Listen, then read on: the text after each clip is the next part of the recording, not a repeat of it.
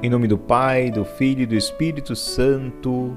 Querido irmão, querida irmã, na alegria deste mesmo Espírito, aqui mais uma vez nos encontramos no canal Pedro Rondinelli para a reflexão do Santo Evangelho. E hoje a igreja nos fala através do evangelista São Mateus, capítulo 23, versículo do 1 ao 13. E aí eu te convido a você tomar em mãos a espada do Espírito, como diz São Paulo, para que a gente possa iniciar este combate através da palavra de Deus. A palavra de Deus, ela cura, ela salva, ela liberta. A palavra de Deus, ela exorciza todo o mal.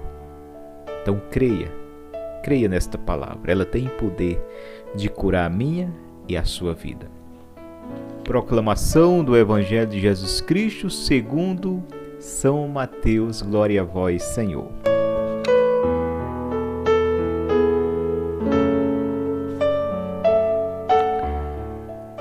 Dirigindo-se então Jesus à multidão e aos seus discípulos, disse: Os escribas e os fariseus sentaram-se na cadeira de Moisés.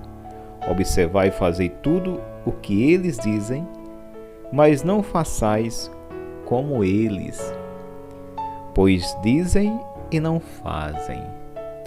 Atam fardos pesados e esmagadores, e com eles sobrecarregam os ombros dos homens, mas não querem movê-los sequer com o dedo. Fazem todas as suas ações para serem vistos pelos homens. Por isso, trazem largas faixas e longas franjas nos seus mantos. Gostam dos primeiros lugares nos banquetes e das primeiras cadeiras nas sinagogas. Gostam de ser saudados nas praças públicas e de ser chamado Rabi pelos homens. Mas vós não vos façais chamar Rabi, porque um só é o vosso preceptor. E vós sois todos irmãos, e a ninguém chameis de pai sobre a terra, porque um só é vosso Pai, aquele que estás nos céus. Nem vos façais chamar de mestre, porque só tendes um mestre, o Cristo. O maior dentre vós será vosso servo. E aquele que se exaltar será humilhado, e aquele que se humilhar será exaltado. Ai de vós, escribas e fariseus hipócritas! Fechais aos homens o reino dos céus. Vós mesmo não entrais, e nem deixais que entre os que querem entrar. Meus irmãos e minhas irmãs, estas são palavras da salvação. Glória a vós, Senhor, que as palavras do Santo Evangelho perdoem os nossos pecados e nos conduz à vida eterna. Amém.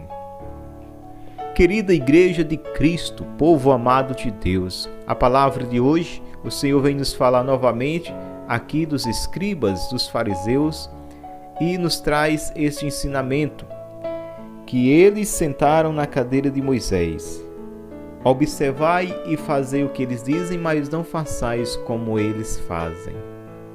É dado ao insucesso, o ministério de qualquer homem que queira assim proceder. É preciso que a nossa vida ela esteja em coerência com aquilo qual nós pregamos ou ensinamos. Os fariseus, eles viviam ali o culto, estreito da lei de Moisés. Eles viviam ali, de certa forma, as tradições que eles tinham dos seus antigos, de tal forma eles seguiam rigorosamente, e também a lei na qual eles se apegavam. Mas existe aí uma coisa que deu errado. Por que deu errado?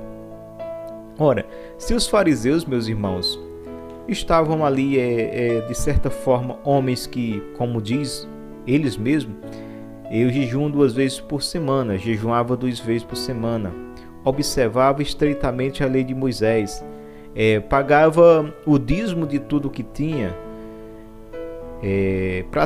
a prática do jejum, sendo fiel ao dízimo, sendo fiel à oração, sendo fiel ao culto no templo.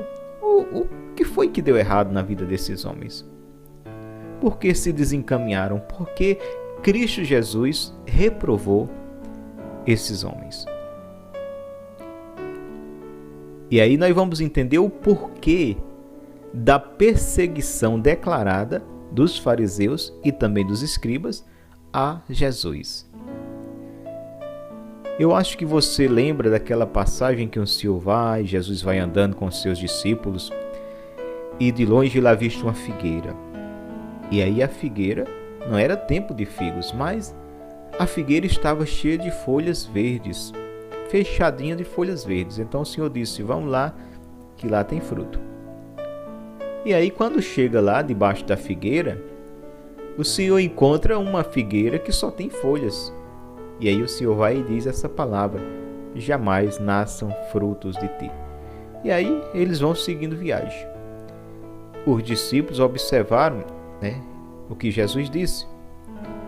Quando voltavam, pelo mesmo caminho, os discípulos viram que a figueira tinha secado, estava totalmente seca. Como se entender? Ou seja, os fariseus era essa figueira frondosa, bonita, cheia de folhas que aparentava ter figo. Ou seja, naquela região, uma figueira nunca estava tão cheia de folhas se não tivesse figo. É típico da figueira, quando ela está cheia de folha, ela tem figo. E aí se conhece de longe, a figueira que tem figo e a que não tem. Aquela, no entanto, enganou até o Senhor, ou, de certa forma, por um momento, até o Senhor, e aí voltamos ao evangelho de ontem, até o Senhor vir inspecionar, se aproximar e colocar seu olho mais de perto, o Senhor viu que ela estava vivendo ali um engano e enganando. E aí o Senhor disse: jamais nasça fruto de ti. Amaldiçoado és tu, ó árvore, porque se não dás fruto e fica enganando, porque tu estás aqui, não tem serventia de nada. Ocupa inutilmente o terreno, assim que a gente vê muitas vezes se falar nas parábolas do Senhor. E aí, meus irmãos, trazendo esta árvore para os fariseus, se encaixa bem. Os fariseus viviam assim, eram frondosos, eram vistosos, como diz a própria palavra, gostavam de roupas longas, com franjas, versículos da lei do Torá nas suas vestes, e assim aparentavam, serem homens de Deus, homens devotos, dedicados. Mas o que foi que deu errado para os fariseus? A mesma coisa da figueira. Eles mostravam ser uma coisa que eles não eram. Eles não eram de Deus. Eles viviam a hipocrisia, e aí o próprio Jesus veio e, vendo aquilo, o Senhor não aguentou. Porque o Senhor não foi lá criticar, o Senhor não foi lá bater de frente, mas eles vinham cutucar o Senhor. Eles vinham encher o saco de Jesus no popular. Jesus estava fazendo algo, curando o doente, eles diziam: olha, está curando, não pode curar no dia de sábado, está errado, esse homem não é de Deus, esse homem está desrespeitando a lei que o nosso Deus, que Javé deixou, nosso pai, entregou a Moisés. Ele desrespeita essa lei, então ele não é de Deus. Eles fechavam os olhos, aquele pobre doente, aleijado, coxo, paralítico, seja qual fosse a enfermidade, para isso não importava para eles a dor daquela pessoa. Eles fechavam o olho, a cura, a alegria do doente, da família, e se apegava à lei para querer condenar o Cristo. Homens hipócritas. Então isso foi, de certa forma, cutucando o Senhor. O Senhor foi levando adiante a missão que o Pai lhe confiou. Eu não vim para confrontar, eu não vim para estar aqui me reunindo com escribas, com fariseus, com saduceus, com essênios, com nenhum grupo. Eu não vim aqui para sentar em mesa redonda, para estar discutindo religião. Eu vim para pregar a palavra, eu vim para fazer a vontade do meu Pai. E o Senhor ia se esquivando dessas armadilhas. Mas chegou um certo ponto que o Senhor disse: espera aí, deixa eu falar logo aqui a verdade, que eles estão pensando o quê? Que eu não sei quem é eles. Olha, vocês são túmulos caiados, rapaz. Raça de víbora, túmulos caiados. E aí por diante. E aí a gente vai, como a gente ouviu aqui nesta palavra, vamos aqui recapitular. refrescar a memória. Os escribas e fariseus sentaram-se na cadeira de Moisés.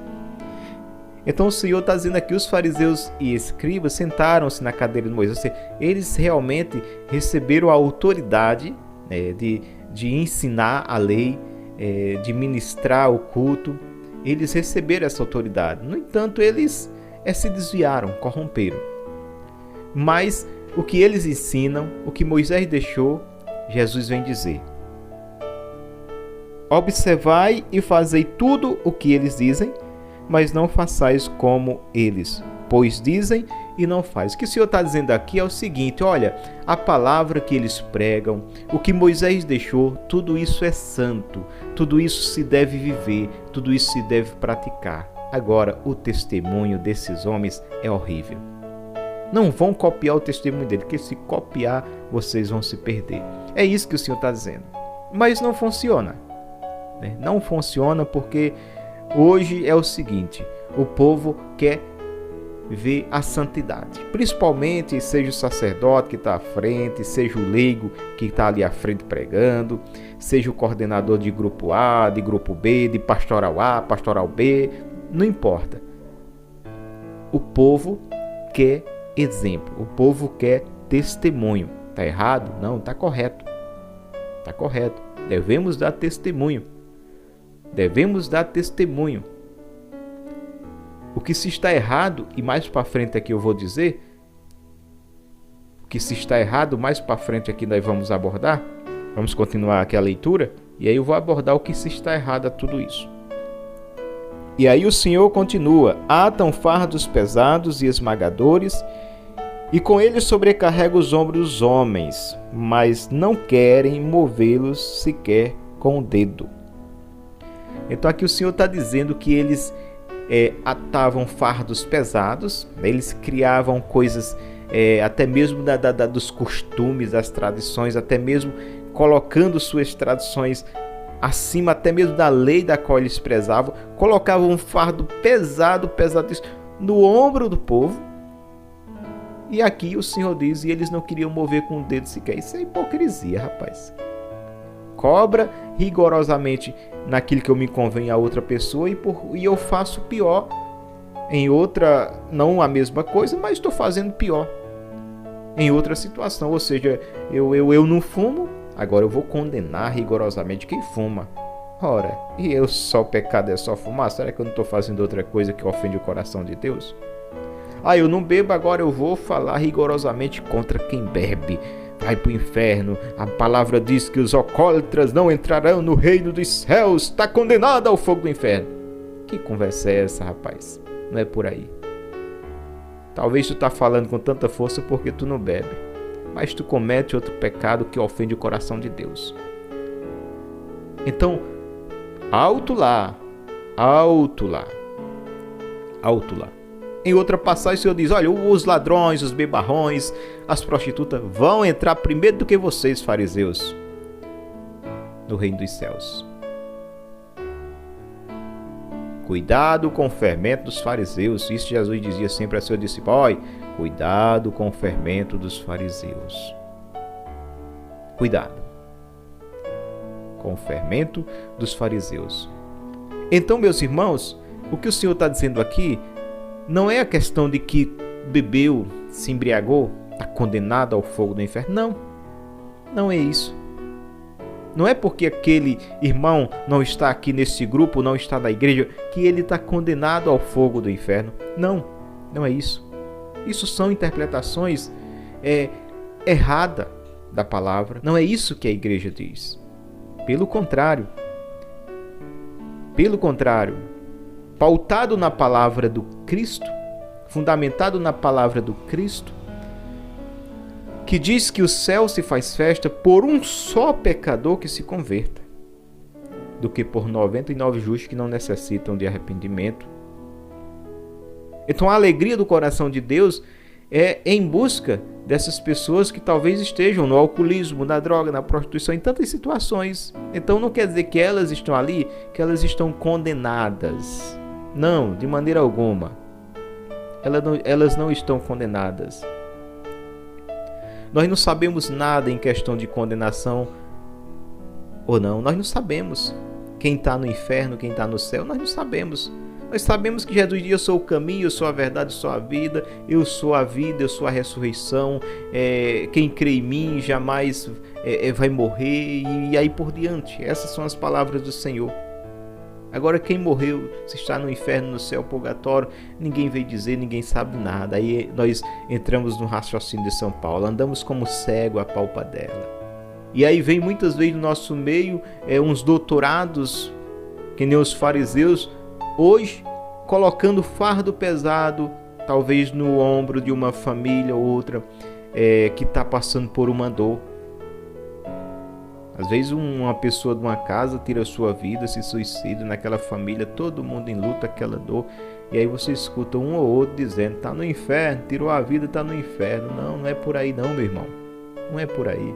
Você não é Deus, você não é o dono do céu, nem dono do inferno, para dizer quem vai para o céu vai para o inferno. Dono do inferno tem um que é Satanás, e dono do céu tem um que é Deus. Então ele é quem sabe. Então não queiramos nem ser Satanás para colocar no inferno, nem querer ser Deus para colocar no céu. Porque quando nós quisermos tomar o lugar de Deus, aí nós seremos um Satanás. Que Satanás se tornou Satanás porque quis tomar o lugar de Deus, quis ser Deus. Então alto lá. Vamos buscar interpretar essa palavra sem faltar o tempero o qual Cristo trouxe. Eu não vim abolir a lei, eu vim trazer o pleno cumprimento. E esse pleno cumprimento da lei era a pitada do amor, ou seja, a pitadinha do tempero do amor nessa lei que estava seca sem amor. Então Cristo veio trazer o amor. Mas não um amor infantil, um amor irresponsável, um amor que diz assim: olha, tu tá no alcoolismo, tu tá na prostituição e aí tu vai viver dessa forma até tu morrer e tu vai para o céu. Não, não é dessa forma. É um amor que vai amando, que vai cuidando, mas que vai mostrando o caminho que é Cristo. A cura para aquela situação que é Cristo. Esse é o amor. Certo? Agora, se morreu na situação do alcoolismo, também eu não me atreveria a dizer: morreu no alcoolismo, morreu na prostituição, morreu nesse pecado, foi para o inferno. Eu não me atreveria. Isso é lá com Deus, Deus sabe. Tá entendendo? Nós não vamos perder tempo especulando isso ou aquilo. Tem coisa mais importante para a gente ver, para a gente fazer, do que estar perdendo tempo em querer saber se aquela situação daquele irmão levou para o inferno ou levou para o céu, se morreu naquela situação. Isso não compete a nós, isso é lá com Deus. Isso é lá com Deus. A nós compete o que é evangelizar, mostrar esse coração de Deus que é amor, essa misericórdia de Deus que chama à conversão, esse amor de Deus que não exclui ninguém em questão de preconceito. Eu estava nessa situação, será que Deus me aceita ali? Aceita sim, aceita sim. E quem disser que não aceita não é verdadeiro servo, está falando por si só. E essa pessoa não tem lugar, tá entendendo? Essa pessoa não tem lugar, essa pessoa que fala por si só, ela não tem um céu para te colocar. O céu é de Cristo, o céu é de Deus. Então Deus é quem fala, Cristo é quem fala. E é a sua igreja que tem autoridade para isso. Então jamais a igreja verdadeira do Cristo, ela vai dizer assim: esse aqui não entra aqui, esse aqui eu não aceito. Nunca se ouviu dizer. Nunca se ouviu dizer que um pecador arrependido veio à igreja e encontrou as portas fechadas. A igreja sempre com as portas abertas. Aquela mãe que cede o seu colo para que o filho deite a sua cabeça. Essa é a nossa igreja, da qual nós fazemos parte e nos orgulhamos, porque a igreja é mãe. E nunca se ouviu dizer que uma mãe abandonou um filho. Nunca se ouviu dizer. Ele pode ser o que for, a mãe sempre vai o acolher, porque no coração de uma mãe jamais vai morrer a esperança da cura, da libertação e da transformação de um filho. É assim que a igreja também olha cada filho, porque ela é mãe. E vamos mais adiante aqui, nesses versículos bíblicos. Então, atam fardos pesados, como já falei, e jogam no ombro do povo, e eles não querem mover com o dedo sequer. Jesus denunciou essa atitude hipócrita. Fazem todas as suas ações para serem vistos pelos homens. Por isso trazem largas faixas e longas franjas nos seus mantos. Então aqui a gente vê por que eles não estavam preocupados de viver esta lei. Porque a preocupação deles era com o povo. Então o povo, de certa forma, era fácil de enganar. Então eles viviam a aparência e a preocupação deles era ter o povo ali nos paparicando. Então se eu tenho aqui 1, 2, 3 me paparicando, eu vou viver as minhas falcatruas escondido e aí está tudo bem. Então não se importava com os olhos de Deus que tudo vê. Então não tinha compromisso com Deus. Tá entendendo? Então hoje, se algum irmão, irmã proceder dessa forma, você tem compromisso com você mesmo. Você não tem compromisso com Deus. Não é eu que estou dizendo, é a palavra. Não é eu. Ah, você está me condenando? Não. Não estou dizendo que você vai para o inferno ou vai para o céu. Não. Eu não estou lhe condenando. Só estou lhe dizendo que não é compromisso com Deus. Quando temos um compromisso com Deus, primeiramente a gente faz as coisas pautadas no que Deus pensa, nos olhos de Deus que tudo vê. Aí é outro assunto. Tá entendendo? É isso que eu estou falando. Essa questão de ir para o céu ou para o inferno é outro assunto que não tem nada a ver com o raciocínio do qual estou aqui colocando. Então esse Jesus, ele é misericórdia e amor. Isso está bem claro na sua palavra, nos seus ensinos. Que não exclui, não condena ninguém. Ah, você está falando também que o passado condena? Não, o passado não tem força de condenar ninguém. O que condena é um passado presente, ou seja, é um passado que nunca ficou no passado. É uma vida velha que nunca ficou nova. Ela está sempre velha diante dos olhos de Deus. Foi o que aconteceu com Caim e foi o que aconteceu com Abel. Caim ofertou do seu trabalho ali a sua oferta a Deus. Abel ofertou também do seu trabalho a oferta a Deus. E aconteceu que Deus acolheu a oferta de Abel e rejeitou a oferta de Caim. Caim ficou irado, ficou com raiva. E qual foi a atitude de Caim de ficar com raiva? Foi examinar a ele mesmo o porquê de Deus não ter recebido, porque ele nunca deu. Caim nunca deu. O coração de Caim não deu aquela oferta. Ele foi cumprir os requisitos, ele foi cumprir ali os ritos da procissão, ele foi cumprir as normas da comunidade. Ah, porque se eu não fizer vai ficar feio, o povo vai falar, e aí tudo mais. Então Caim foi fazer por isso. Então Deus disse: não, meu filho, você não me deu. Você não está preocupado com o que eu acho, com o que eu penso, você está preocupado com o povo. Então Deus não recebeu, porque não foi dado. Abel, no entanto, não pensou em rito, se o povo ia ver, se o povo ia falar. Abel queria alegrar o coração de Deus. E aí Abel deu e Deus recebeu. Então não vamos nos preocupar com isso. Essa questão da opinião do povo nisso ou naquilo. Vamos nos preocupar primeiramente com Deus, mas não é uma preocupação com Deus, eu isolado dentro da minha casa, eu e Deus agora, e Deus vai dizendo, eu vou fazer. Não. Entenda, compreenda, Deus nos deixou em comunidade. Se fosse assim, Jesus queria missionar sozinho. Será? Eu pergunto a você, que agora está assistindo, ouvindo, está em casa, não sei onde você se encontra agora nesse momento. Eu pergunto a você, Jesus, que veio lá do céu, sendo Deus, será que Jesus não tinha condição de anunciar o Evangelho só ele? Claro que sim. Creio que essa é a sua resposta. Claro que sim, ele tinha condição de anunciar o Evangelho só. Mas por que ele quis escolher homens? E aí vamos ver quais os homens. Homens casados, de família, pescadores simples, doutores também. Ele não excluiu doutores, gente estudado. Lucas era um doutor bem estudado, Mateus era um coletor, e aí por diante. Então ele escolheu essas pessoas e começou a iniciar ali uma caminhada que foi ali a igreja que foi nascendo. E aí estava uma comunidade cristã. E aí o povo começou a chamar os apóstolos de cristão, porque era uma comunidade ali em torno do Cristo. Então, Jesus teria condição de anunciar. Ele é Deus.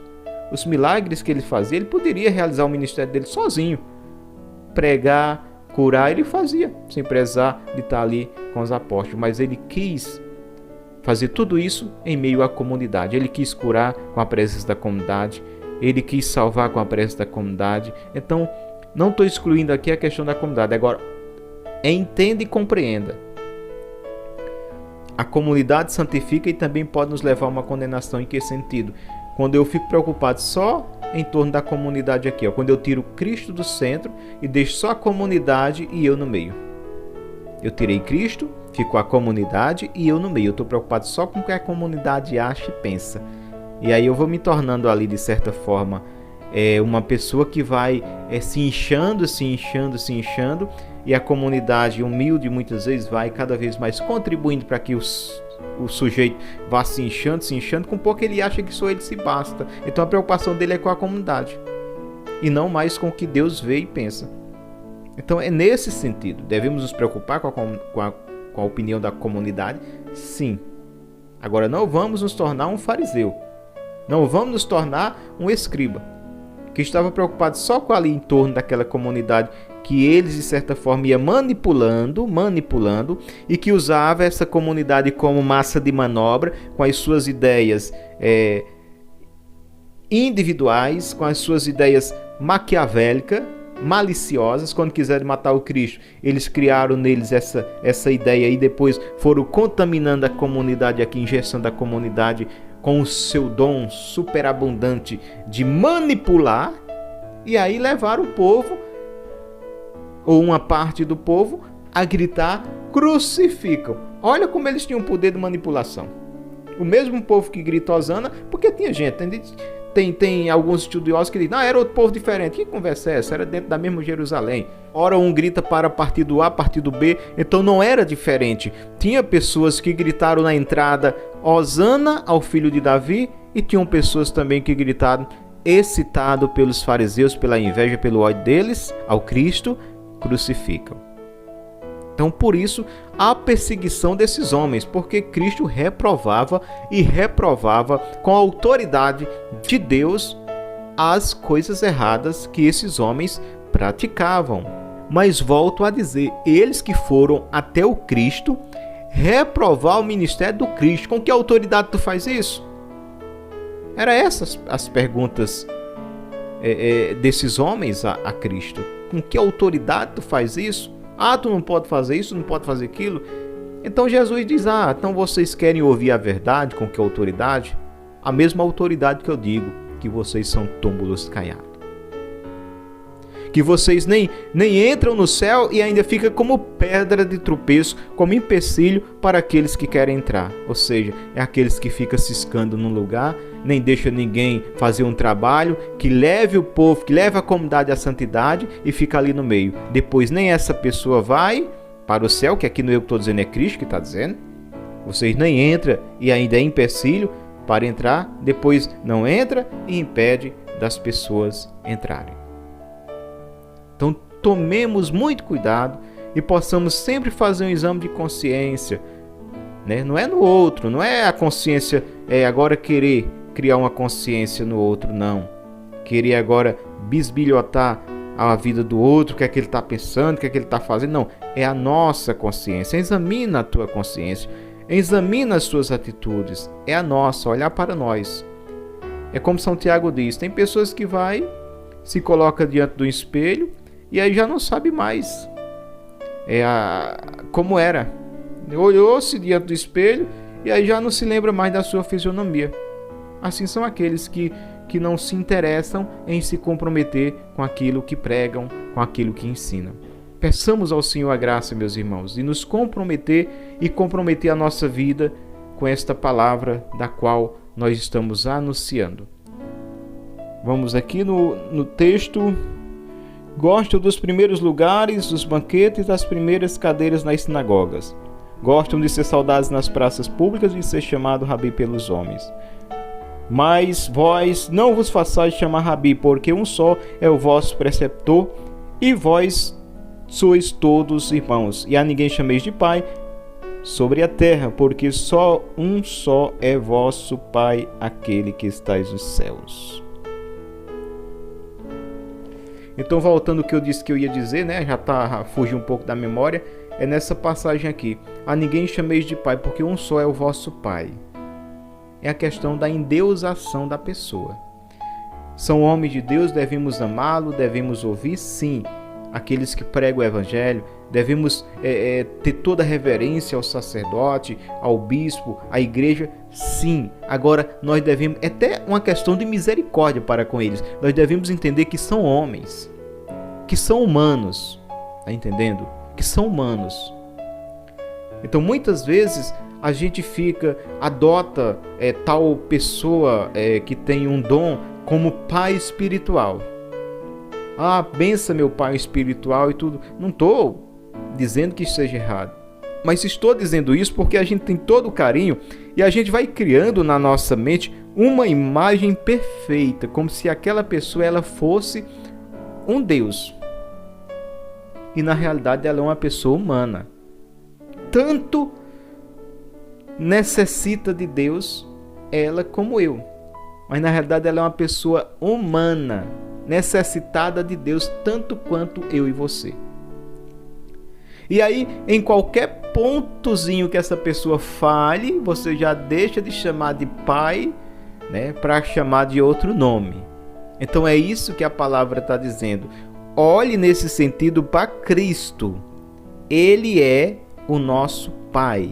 Deus é o nosso Pai. Olha para Cristo nesse sentido de perfeição. Quando a gente olhar assim, olhar para uma pessoa com olhar que essa pessoa é perfeita, não faça isso. Você está errando com você e com o irmão. Olhe para Cristo. Ele é perfeito. Nele você não vai se decepcionar. É nele que você tem que se apoiar. Amar esse irmão, amar esse missionário, amar esse profeta, amar essa pessoa que é cheia de dom, amar o sacerdote, amar o bispo, amar o papa, mas entendendo que eles são humanos, certo? Entendendo que eles são humanos. E quando a gente perceber algum pontinho de nada, a gente tem que entender que são humanos, como eu e você pecamos e caímos, eles também às vezes deslizam em algum ponto, e que a missão nossa como comunidade, certo? Como comunidade, não é estar com o que em turminha, é rezar. Dobra o teu joelho e vai rezar pelo sacerdote, vai rezar pelo bispo, vai rezar pelo papa, vai rezar pelo o coordenador A, coordenador B, isso, aquilo. Vai rezar. Muitas vezes a gente abraça demais e depois a gente abraça demais e depois a gente quer matar. É isso? A gente às vezes bota lá em cima para a gente derrubar e a queda ser maior para a pessoa nem levantar. Então vamos colocar cada coisa no seu lugar. É isso que o Senhor está dizendo aqui. Porque os fariseus, Ave Maria, eram endeusados naquele tempo. Era tão de uma forma que era da turma lá, era o povo que era mais paparicado nas comunidades, eram os fariseus. E aí, quando Jesus vem falar tantas coisas desses homens, muitas pessoas se deixaram a igreja da época, se escandalizaram com os fariseus. É isso que o Senhor está dizendo. Olha, tome cuidado, né? Não é em questão de pai agora tem meu pai aqui, é minha mãe, e a palavra está dizendo que eu não posso chamar ele de pai nem de mãe. Não é isso, tem que chamar de pai e mãe sim. Você veio de onde? Você veio de seu pai e de sua mãe. Tá entendendo? Não é isso, é no sentido espiritual. É no sentido espiritual. Olhar para eles, sim, ter todo o respeito. Pessoas que são dotadas de dons, pessoas que são dotadas de uma sabedoria do alto, pessoas que são entendidas, que são bem versadas nas escrituras, olhar com todo o amor, com todo o carinho e realmente absorver as coisas boas que essas pessoas nos trazem. Mas colocando elas no lugar delas. No lugar delas, não são deuses. Entendam isso, não são deuses. E muitas vezes a gente sem misericórdia e coloca essas pessoas num patamar de Deus. E aí muitas vezes a gente fica com coisa que não é nem pecado, a gente acaba condenando porque eu endeusei e aí eu vi que não é. Eu pensei que a pessoa não comia, eu pensei que a pessoa não bebia, e eu vi ela comendo, vi ela bebendo, agora eu me decepcionei, vou sair da igreja. Deixa de coisinha, vamos crescer espiritualmente. Certo? Vamos crescer espiritualmente. Vamos amadurecer espiritualmente. Vamos sair da fase do leite, da criancice, e vamos amadurecer espiritualmente. Crescer. É isso que o Senhor quer, que a gente cresça na fé. Não é crescer para aparecer para os homens, é crescer e aparecer para Deus. E o crescer e aparecer para Deus é diferente. Quem quiser ser grande, seja pequeno. Quem quiser ser primeiro, seja último. Quem quiser ser servido, sirva a todos. Pronto, está explicado como esse crescer na matemática de Deus. Então vamos finalizar por aqui, senão vai ficar... Creio que hoje a pregação ficou um pouco comprida, mas vale a pena a gente ouvir, vale a pena a gente se alimentar desta palavra. Então aqui foi mais uma reflexão no canal. Fica com Deus que eu vou com Ele e até a próxima oportunidade, se Ele nos permitir. Paz e bem.